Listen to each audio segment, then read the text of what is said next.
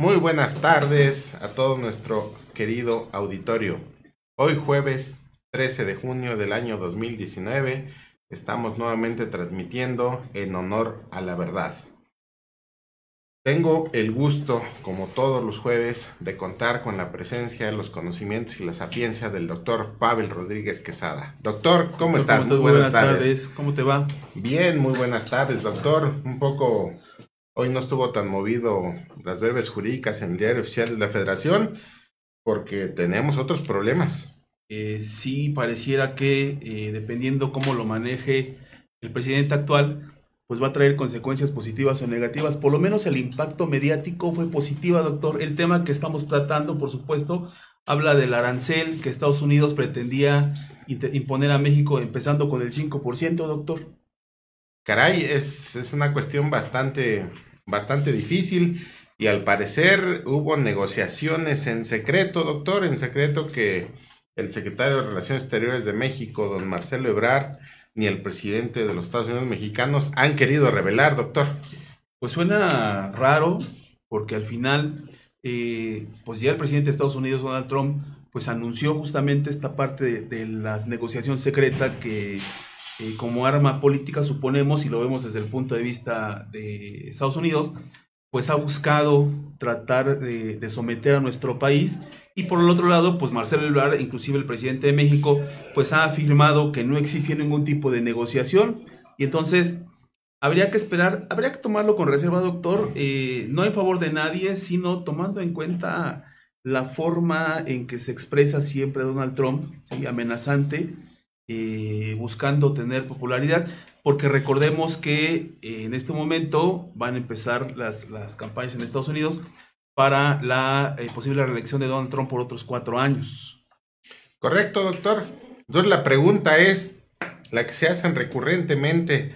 ¿Somos o no somos el patio trasero de los Estados Unidos?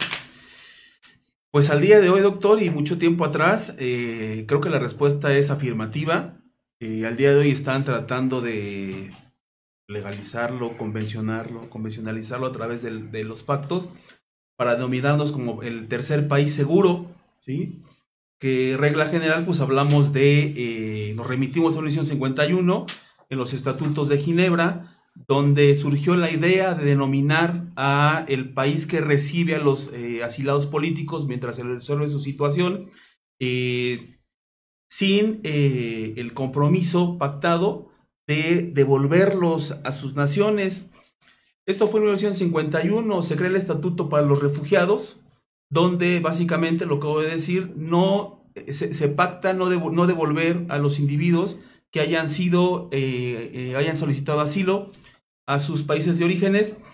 Este tema del tercer país seguro sale en esos momentos, doctor, porque efectivamente de manera correcta, pues Donald Trump ha propuesto en la mesa que seguramente puede ser inclusive ese es el pacto secreto que habían tenido, porque seamos honestos, suena muy raro, que por supuesto fue en beneficio, creo yo, pero suena muy raro y dejándolo en la mesa, doctor, para el televidente, suena muy raro que, en honor a la verdad, doctor, hay que ser honestos, que en 3 días solucione un conflicto que podría haber generado una destrucción de algunos sistemas productivos en nuestro país. Es correcto, doctor. Mire, estimado auditorio, tienes que poner dos cosas en claro.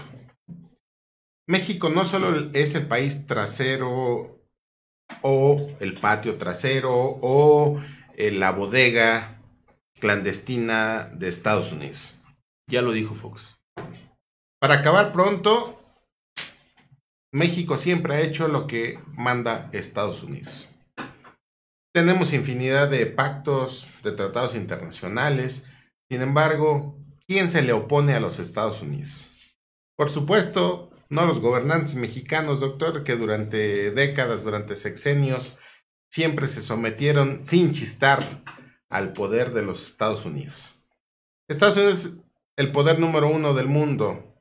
México ni siquiera tiene submarinos, no tiene aviones propios de guerra, no tiene un ejército regular tan altamente y eficientemente entrenado como el de Estados Unidos. México no tiene el dólar. México no tiene el poder económico, no tiene el poder político, no tiene el poder social para siquiera sentarse a negociar. Dicen los que saben y después de haber estudiado a figuras como El arte de la guerra de Sun Tzu, y algunas otras librerías que nos dan varios textos en este contexto, nos dicen que para negociar tienes que estar en igualdad de circunstancias. Doctor, ¿cómo ves este problema? Pues mira, habría que tomar en cuenta un punto que pareciera que ha cambiado en nuestro país, ¿no? El presidente lo dijo, se acabó el neoliberalismo, que seguramente era la situación por la cual los gobiernos seccionales anteriores, pues se sentían de facto el patio trasero de Estados Unidos. ¿Qué sucede con esta 4T que busca eliminar la corrupción, primero los pobres, sacar adelante inclusive al campo, porque se ha hablado, y rescatar básicamente las reservas en materia de hidrocarburos, términos genéricos? Habría que ver cómo ha planteado México la negociación frente a Estados Unidos, no siendo o no diciéndose ser, porque no lo podemos afirmar, no diciéndose ser un gobierno neoliberal, doctor. Doctor, entre otras cosas de las que acabas de decir, tenemos que verificar varias cosas. Primero, el patrón oro. Apenas anunció el presidente Trump que iba a imponer aranceles del 5%, se cayeron las bolsas y se devaluó, se deslizó el peso mexicano. ¿Por qué es esto? Bueno, esto es muy sencillo. En 1971, Estados Unidos removió el patrón oro de su moneda y convenció a los países productores del Medio Oriente para que llegaran a un acuerdo para que el petróleo del mundo se comercialice únicamente a través de su moneda.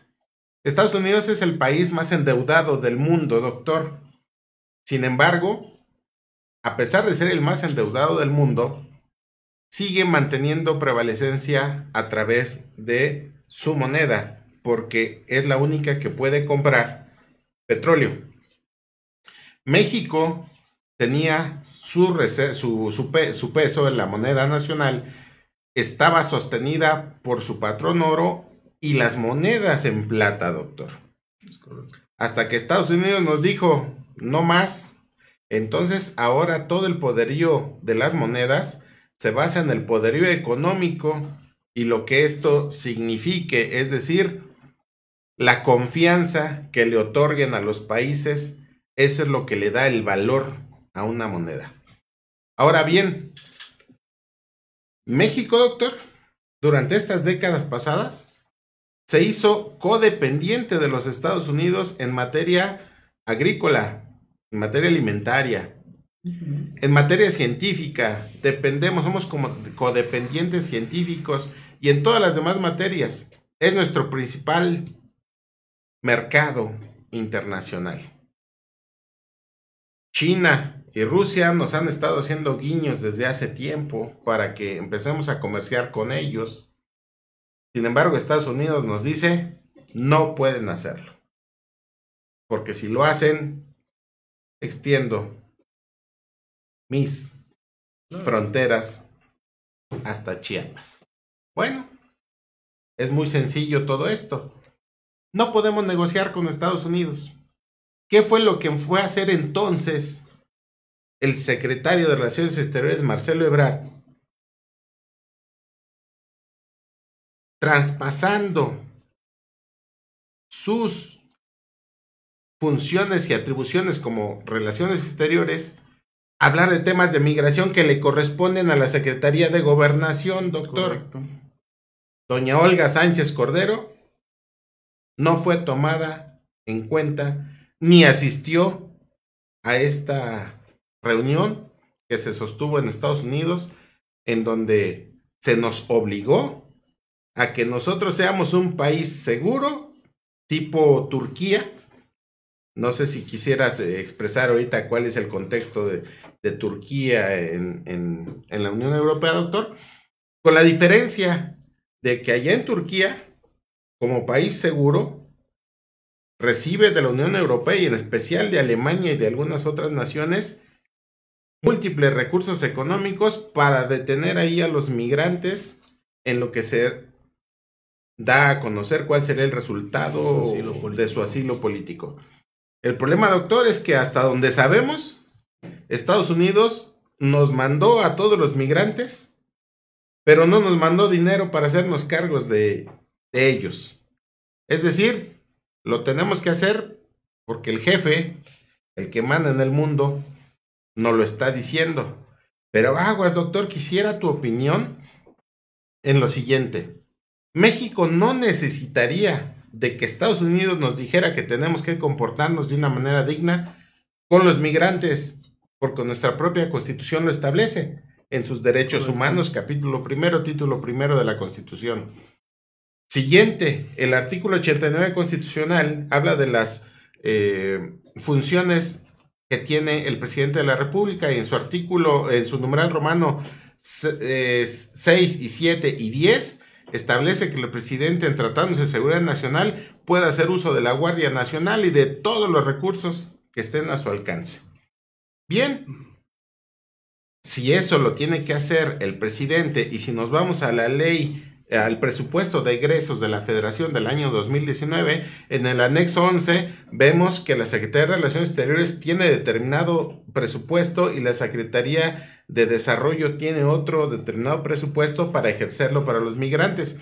Entonces no necesitaríamos que un tercero, es decir, Estados Unidos, doctor, nos obligara a que nosotros nos comportáramos como personas civilizadas con ellos. Pero ¿cuál es el problema, doctor? Que tenemos millones de migrantes que han pasado por la franja sur y de los cuales no tenemos registro.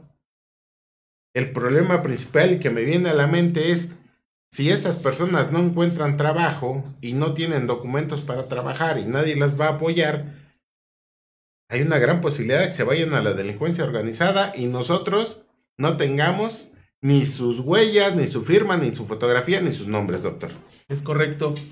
Primero, doctor, en relación a tu primera cuestión, efectivamente, México, somos un pueblo amistoso, eso nos queda claro, somos una sociedad que siempre nos abrimos para recibir al extraño, para apoyarlo. Sin embargo, es correcto, desde el punto de vista legal y Estado de Derecho, la Constitución nos obliga, aún con garantías individuales medio limitadas, tengo mis reservas, pero bueno, con los derechos humanos, pues nos obliga a tratar igual a todos, sean nacionales o connacionales o no nacionales, inclusive inmigrantes, inclusive ilegales. ¿Qué sucede cuando estamos frente al llamado tercer país seguro? Que es, advinculándolo con tu pregunta, pues es muy fácil decir que somos el tercer o seremos el tercer país seguro cuando aquí se deja todo lo que puede hacer daño del otro lado. ¿Qué significa esto?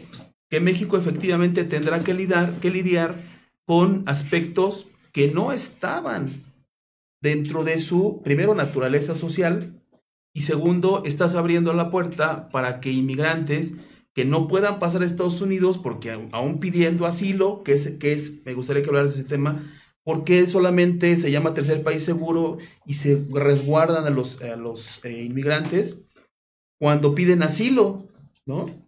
Habría que ver si efectivamente, doctor, tu punto de vista, si todos quieren que Estados Unidos quieren que todos sean, pidan asilo para regresarlo siempre a México, porque ojo, una persona que se cruza el río Bravo, pues no va pidiendo asilo, va buscando su ingreso económico. Nada más para concluir, el no tener un control de todas las personas que cruzan la frontera sur, que lo sabemos, doctor, en la frontera sur tú cruzas y no te pide nada, ¿no? Es más, Guatemala cuida más su frontera sur que México, porque cuando pasas de México a Guatemala, te fumigan tu carro, ¿sí? Por lo menos eso hacen. Cuando cruzas de aquí para allá, pues llevas tu INE, y para que puedas entrar, pues llevas tu INE, punto. punto. Sin embargo, tú sí estás registrado en el Padrón Nacional Electoral y con tu credencial para votar. Pero efectivamente, el tema aquí va a ser la consecuencia de tener frente a personas o seres humanos que no tengamos informes y informes de ellos reales. Pero el tema más grave va a ser cuando, no es que cuando vengan a actuar de buena fe, sino que sus países los arrojen por la caravana migrante, ¿sí? Los arrojen a nuestro país buscando una forma de comer como sea.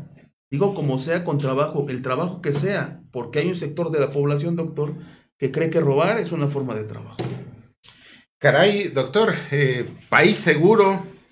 Primero tenemos que ver lo siguiente. Miren ustedes, no nos vamos a engañar.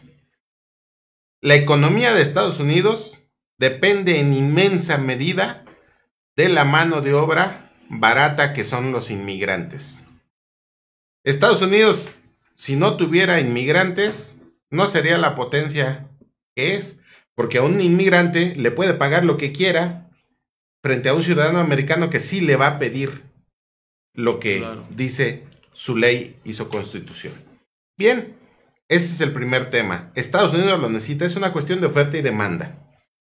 ¿Cuál es el problema? Pues el problema es político, porque el presidente Trump está haciendo precampaña para su reelección.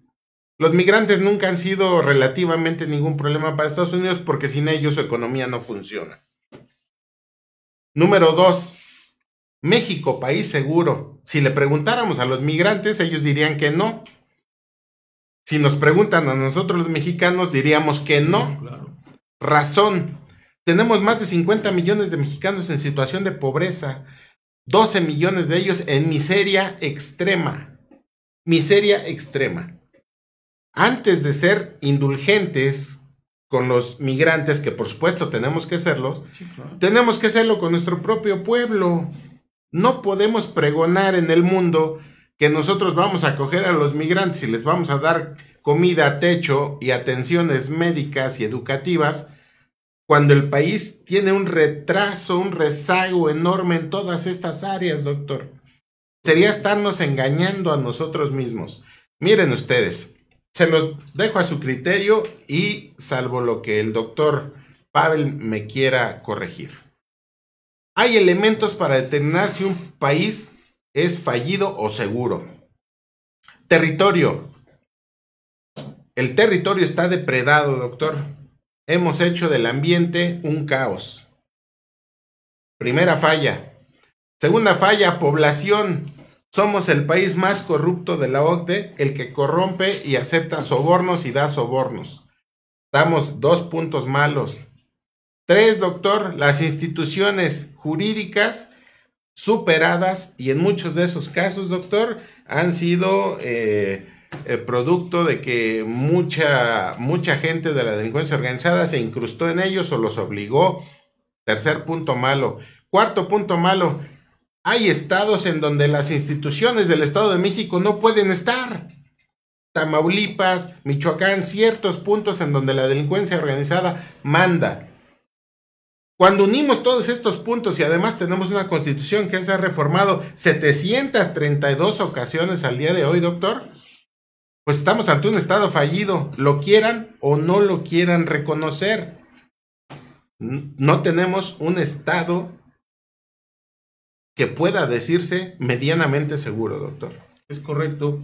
Y todo esto conlleva, de manera literal y expresa, pues a la falta de seguridad pública, que es uno de los objetos principales que debe dotar el Estado para que se llame un Estado que no es fallido. Y en el supuesto de México, efectivamente, doctor, estoy de acuerdo con lo que acabas de plantear, porque no es nada nuevo, ¿no? Todos sabemos cómo está el medio ambiente, todos sabemos cómo está la situación, todos sabemos la inseguridad con la que vivimos, no a nivel federal, porque a nivel federal seguramente está la delincuencia organizada, la banda de narcotráfico, etcétera. A nivel local, en nuestras mismas ciudad, sabemos cómo está la situación. Antes suponíamos que había franjas en el país, doctor, donde la seguridad era mayor y te acogías ir a vivir allá o buscabas la forma de cambiar tu residencia. Sin embargo, al día de hoy, creo que la parte de la seguridad nacional, por lo menos al día de hoy, mi percepción sobre tu mejor opinión, la determina la delincuencia organizada. Doctor, qué palabras tan duras, pero tenemos que poner en contexto por qué nosotros tenemos que aceptar todo lo que Estados Unidos nos diga. Porque nosotros no somos fuertes en ninguna materia. No podemos estar al mismo nivel para negociar. Para negociar tenemos que estar al mismo nivel. Y ellos están 50 años arriba de nosotros en todos los aspectos, doctor. Entonces, es una forma de decirle a la sociedad y a la población, el gobierno per se o por sí mismo no va a cambiar esto, doctor. Tenemos que cambiar nosotros. Tenemos que ser mejores ciudadanos, tenemos que comportarnos de una mejor manera, respetar. No es necesario que exista una ley para que nosotros podamos respetar lo que tenemos que hacer. Simple y sencillamente que de seguir en esto, vamos a caer aún más. Imagínense usted otros 2 millones de migrantes que ingresen a México. El caos social, la falta de servicios básicos, de agua potable, de alimentación. Es decir, vamos a estar en un grave problema. Miren, doctor, ya hablamos que en la Constitución tenemos 732 reformas a partir de la Constitución de 1916. Si nos vamos a la Constitución de Estados Unidos, de 1787, de solo 7 artículos y con 27 enmiendas, o sea, 27 reformas. Pregunta, ¿quién es un país de primer mundo? ¿Y quién es un país, como nos llaman, en vías de desarrollo? Bueno, la respuesta es muy sencilla, doctor. Si lo vemos desde el punto de vista jurídico, un país de primer mundo es aquel que tiene menos disposiciones jurídicas, porque parte de la disposición por costumbre la llevan a cabo los ciudadanos per se solamente por buscar y tener una comunidad o un lugar donde se desenvuelven de manera pacífica. Cuando un estado se llena de leyes y se promueve la ley para que el funcionario no robe, pero roba, entonces crea el reglamento para que cumpla con la ley, pero no robar, pero como el reglamento no cumplió, se genera un acuerdo y ya después se le pregunta, ¿por qué robaste? ¿No? Hemos visto algunos dejos ahí, doctor, afortunadamente, de actos positivos del gobierno actual, el mismo exdirector de Pemex, que bueno, habría que ver y darle seguimiento dónde está quedando esa averiguación, esa carpeta, porque pues al día de hoy ya tampoco se sabe nada, ¿no? Y entonces, pues que no nos esperemos, si lo están haciendo bien las cosas, bienvenido, y si no, que no sea un anexo, aunque no sea igual, del gobierno o los sexenios atrás. ¿Qué sucede con Estados Unidos versus México? Creo que, insisto, doctor, el modelo político imperante en México tendrá que dar muestra de que tiene músculo versus lo que antes se hacía, porque al ser un país neoliberalista, o en vías de ser, o creernos neoliberalistas y creernos primer mundo, como lo decía Salinas de Gortari cuando era presidente, decía, vamos a ser un país ya somos un país de primer mundo. Pues yo nunca vi nada de la tecnología que había allá, ¿no? Yo se encontraba en la Fayuca, por ejemplo, yo no veía las vías de comunicación, las arterias viales como en Estados Unidos, yo no veía como en Estados Unidos las zonas pobladas de árboles, yo no veía el flujo de efectivos, ¿no? Yo veía solamente la necesidad con la que todos hemos vivido, económica, social, política, jurídica, y lo grave, doctor, es que la política mexicana tiene un punto en contra, y es que cualquiera puede ser legislador, ¿no? Es lamentable, pero bueno, esta es la perspectiva que tenemos nosotros, primero perspectiva legal y después perspectiva política, de el por qué a través de una amenaza de aranceles recae en una obligación que retomó el Estado mexicano a través de los migrantes, pero sin entrar a un pacto muy importante del año pasado, el Pacto de Marrakech. ¿Qué nos puedes decir de esto, doctor? Bueno, este famoso pacto fue un pacto mundial para una migración segura, ordenada y regulada. Esto sonaba hace como unos 4 meses, doctor, donde algunas personas en las redes sociales decían que México iba a permitir el ingreso a todos los inmigrantes de manera inclusive, bueno, ilegal, por supuesto, y parecía que no se escuchaba. Fue una voz ahí muy pequeña en las redes sociales donde se hablaba de este tema. Sin embargo, este Pacto de Marrakech, ya lo decíamos, tiene el antecedente de 1951 en el Estatuto de los Refugiados, donde efectivamente, como pasa en Europa con los países seguros, llamados seguros, el Estado, tercer país seguro, acoge a los inmigrantes, mientras se valida su solicitud de asilo, ¿sí? Pero efectivamente, quien no permite entrar al país y lo manda al país seguro, manda recursos económicos. Ese es un tema, doctor, porque Marcelo Ebrard en las conferencias mañaneras con Andrés Manuel decía, no recibimos dinero, si se nos ofreció dijimos no, mejor para abajo de México, los países que suben, Sudamérica, los países que suben a nuestro país, mejor ayuden allá abajo. Esto creo que tiene dos connotaciones, doctor. Primera, no hacer un compromiso mayor, si lo vemos del lado positivo, ¿sí? Y el otro, que quizá Estados Unidos haya dicho, es tu obligación y no te mando un 5. Es por supuesto, nuestra obligación, pero también es obligación de él no enviar armas a través de la frontera por terceros, y los cárteles y la delincuencia organizada está llena de armas que provienen de Estados Unidos. Y sin embargo, México no tiene el poder para poderlo amenazar y decirle, con base a esto, quiero que hagas esto.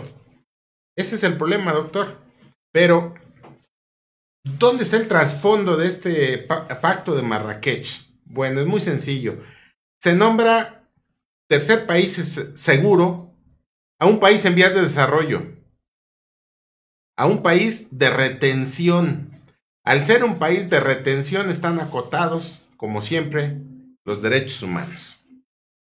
Siguiente opción. Cuando tú pides asilo o tienes estatus de refugiado, lo primero que tienes que acreditar es que del país de donde vienes es un país fallido, doctor, donde las condiciones económicas, microeconómicas y macroeconómicas sean fallidas, donde la población se esté muriendo de hambre, o donde tu vida corre peligro porque la delincuencia organizada te está amenazando, tu vida corre peligro, o donde el Estado te está persiguiendo. Lo primero que va a pasar es que Estados Unidos nunca va a aceptar que Centroamérica y México son estados fallidos, porque se vería obligado a dar todos los asilos. Estados Unidos lo que tiene que hacer es invertir en todos estos países, pero no a través de sus transnacionales, porque el hiperneoliberalismo, doctor, su única función es adquirir recursos económicos a como sea, acumular capital y riqueza, acumularla. No, lo que Centroamérica y México requieren son expectativas de trabajo y condiciones de salud estables. El día que Estados Unidos mande a Centroamérica una serie de propuestas productivas de trabajo, de empleo, ese día va a mejorar la región y no va a haber necesidad de que los migrantes se vayan a otros países. Ojo, Estados Unidos nunca va a aceptar ni va a dar esos asilos solicitados, ni va a dar el título de refugiados a los migrantes, porque él nunca va a aceptar que sus países son países fallidos. Doctor. Además, creo que también cuando se habla de este pacto de Marrakech, donde se habla del tercer país seguro, se ponen requisitos expresos incumplibles, doctor, ¿sí? Se habla de personas, efectivamente, bajo los supuestos que manifiestas, y que hayan solicitado asilo, ¿sí? ¿Qué significa esto? Que si Estados Unidos no concede el asilo, ¿dónde se va a quedar toda esa población? En el tercer país seguro. En el tercer país seguro, muriéndose de hambre, sobrepoblación, inseguridad, arruinando la ecología, el tránsito, todo. ¿Sí? Y eso va a significar que el margen de pobreza en México aumente. y ese porcentaje de mexicanos que están lamentablemente en pobreza extrema, pues 10, 15, 20% en aumento lo vamos a ver en unos 3, 4 meses cuando México sea ya formalmente declarado tercer país seguro, doctor. Lo que México debe hacer, hasta donde escuché, doctor, es mandar a la Guardia Nacional, el presidente haciendo uso de sus atribuciones que le otorga el 89 constitucional en el sexto, séptimo y décimo, principalmente numeral romano de ese mismo artículo, manda a la Guardia Nacional para que blinde la frontera sur y ya no ingresen no solo centroamericanos, sino africanos y de cualquier otra nacionalidad que entran por la frontera, doctor. Yo creo que lo más sensato en este momento es sellar la frontera por un problema de seguridad nacional y los problemas que tú acertadamente nos estás diciendo en un futuro inmediato. Este gobierno no puede darse el lujo de seguir recibiendo más migrantes porque lo que va a hacer es detonar los índices delincuenciales y la escasez de los productos que necesitamos los mexicanos. Para ayudar, México primero tiene que ser autosuficiente. No podemos ayudar cuando todo lo importamos, todos los granos los importamos de Estados Unidos, cuando las gasolinas las compramos de Estados Unidos, cuando toda la dependencia tecnológica la adquirimos de Estados Unidos. Es decir, no podemos hacer esto hasta que México no sea autosuficiente. Ser autosuficiente es una cuestión de seguridad nacional, no solo de seguridad pública, de seguridad nacional.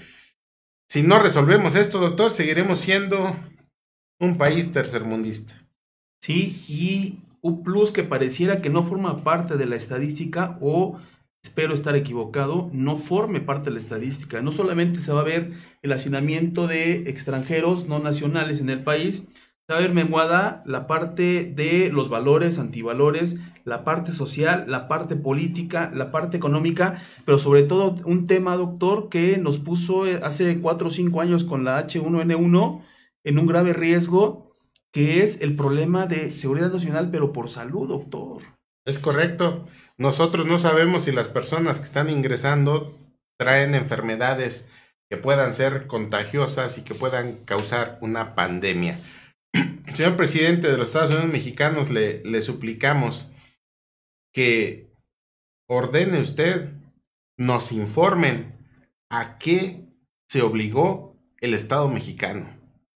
Y a ser muy cuidadosos, porque usted en su cuarta transformación prometió combatir la corrupción y la impunidad, pero no se puede combatir la corrupción y la impunidad al ir a negociar a Estados Unidos en desventaja, porque eso también es corrupción, señor presidente.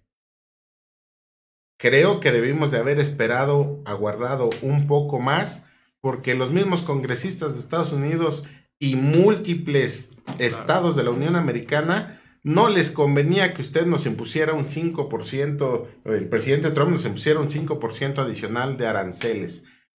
Creo que nos arriesgamos. El secretario de Relaciones Exteriores, doctor, salió como un héroe, pero creo que negociar en lo oscurito y haciendo a un lado a la Secretaría de Gobernación, que es la responsable de la seguridad interior de este país, pueda ser tildado de corrupción, doctor. Sí, y además, un tema de esos míticos que pareciera que están por sentados, pero la verdad es que no es así. Dijiste algo que es muy cierto y no hemos tomado en cuenta. Tanto lo que refiero yo de la salud pública nacional como medidas de seguridad nacional, para no permitir que ingresen personas que por lo menos tengan un registro, ¿sí? También dijiste algo que me parece muy importante. México cayó pronto en la trampa de Estados Unidos, ¿no? El presidente dijo, no. Mañana mismo va Marcelo Ebrard, en representación de México, a negociar. Y llegó triunfante, ¿no? Tan es así, seguramente no esperaban negociar esta parte con Estados Unidos tan pronto, porque había una reunión, un meeting en Tijuana, en busca de apoyar la dignidad nacional. Se cambió después para hacer elocuente el triunfo obtenido. Sin embargo, creo que ese tema es importante, doctor. Las empresas estadounidenses estaban en contra, y la parte del Congreso que no le pertenece al partido que representa a Donald Trump en la presidencia, estaban en contra. Y entonces bastaba dejar que siguiera la inercia para saber hasta dónde puede llegar Donald Trump y no ir a caer de manera inmediata, muy pronta. Creo que la respuesta inmediata del presidente fue de buena fe. Sin embargo, no olvidemos que Donald Trump, aún con sus actitudes políticas, pues está buscando ser reelegido otros 4 años. Así es, doctor. Entonces era una cuestión política. En uno de sus libros, Trump decía que si su enemigo era fuerte, negociaba; si era débil, lo aplastaba. En términos prácticos, México es más que un país débil, es un país con instituciones, con población y con territorio rayando en lo fallido. Entonces, sería bueno, señor presidente, que usted diera la orden y que se nos informara de esta supuesta negociación, que para empezar no es negociación, doctor, si no obtuvimos nada a cambio. Claro. Si nos obligamos unilateralmente a lo que teníamos que hacer, pues entonces no es negociación. El arancel solamente era una ficción. El arancel, pues, al rato ya nos tomó la medida, al rato nos va a volver a amenazar y vamos a tener que hacer exactamente y bailar al son que el presidente Trump nos indique. Creo que la dignidad nacional pasa por esperar y elegir el lugar donde se ha de pelear, y toda amenaza económica es una pelea, es una guerra.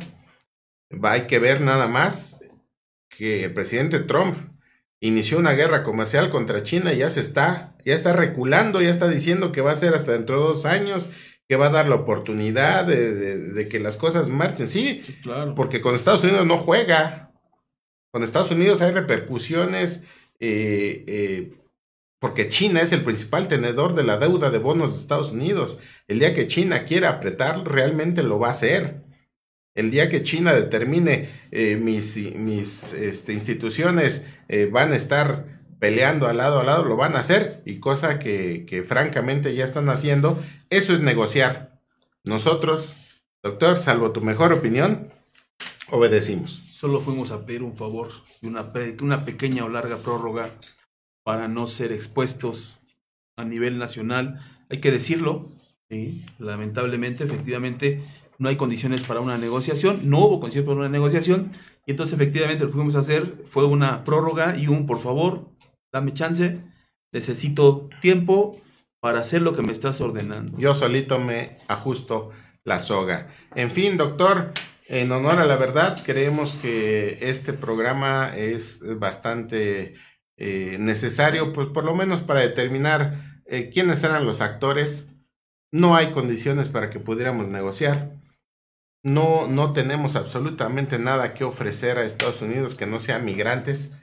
Entonces, México, como siempre, tiene todas las de perder, porque nuestros ancestros y todos nuestros presidentes anteriores, pues, siempre decidieron ser lacayos del imperio.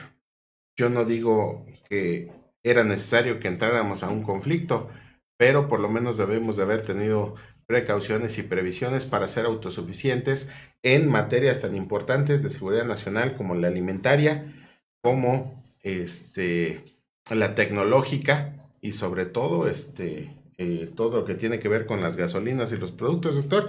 Estados Unidos decide de repente cortarnos el suministro, entramos en crisis e inmediatamente nos llevan a urgencias. Es correcto, doctor. Muy bien, pues en honor a la verdad, esto ha sido parte del programa, es lo que queríamos plasmarles a ustedes. No sé si tengas algún coronario para cerrar esto, doctor. Pues mira, doctor, creo que ya es momento de que la 4T pues empiece a dar señales reales, ¿no? Sí es cierto que obtuvo un país no en el estatus que se merecía o que se necesitaba. Sin embargo, creo que ya es momento de, además de las conferencias matutinas que me parecen importantes porque es la única forma directa con la cual la información no se puede malformar, también es cierto que necesitamos ya empezar a ver acciones reales y que no vengan a decirnos que hay que cuidar la frontera sur, doctor, porque siempre ha sido un riesgo a nivel nacional. Con los gobiernos neoliberales, efectivamente la población pasaba de la sur a nuestro país, y pues no importaba, ¿sí? Porque evitábamos que llegara a Estados Unidos siendo el país, el tercer país seguro, de facto, y pues México se brincaba la barda solamente por necesidad económica. Fox lo dijo, ¿no? Vamos a hacer a Estados Unidos ni lo que los negros hacen, con debido respeto, sin escucharme racista, citando textualmente a Vicente Fox en el 2005 o 2006 aproximadamente. Es terrible lo que tenemos, pero eso es lo que tenemos, y si no reconocemos el problema, si no lo podemos medir, no lo podemos superar, doctor. Es correcto. Síguenos en nuestras redes sociales, www.insijuf.mx. Ahí van a encontrar parte de lo que se ofrece en el Instituto Internacional de Ciencias Jurídicas y Filosóficas, doctor. Es correcto.